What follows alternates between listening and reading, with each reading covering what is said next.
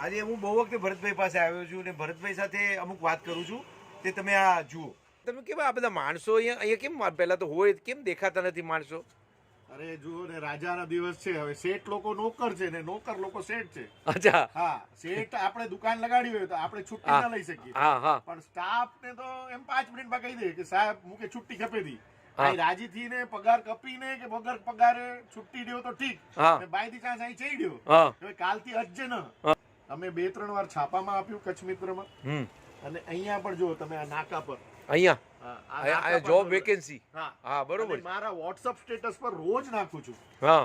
છતાં માણસો ઘણા ખરે મળવા આવે પણ અથવા ફોન કરે તો એનું પહેલું ઇન્ક્વાયરી હોય કે મને પગાર શું આપશો. બરોબર. પણ આપણે એનું બેસિક અપગ્રેડેશન જોઈએ કે ભાઈ તારું બેસિક સ્કિલ લેવલ શું છે. તો આપણે એને કહીએ ને કે 16 અને 54 કેટલા થાય તો એની ટોટલ ન કરી શકતો.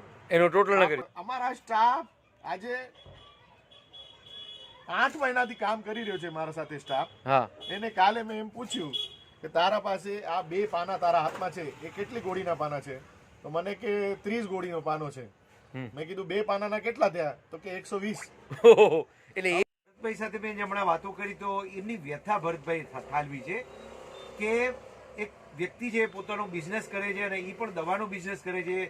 લોકોની બીમારી દૂર થાય એના માટે આટલું બધું ધ્યાન રાખે છે પણ એને પણ સારા માણસો મળતા નથી. લોકો એમ કે છે ને નોકરી મળતી નથી. મિત્રો તમે જરાક ઊંડાણથી જોશો તો ખબર પડશે સારા માણસો નથી મળતા, સારા નોકરો નથી મળતા. એવી રીતે સારા સેવાભાવી લોકો પ્રમાણમાં ઘટી ગયા છે, પ્રોફેશનલ પણ ઘટી ગયા છે.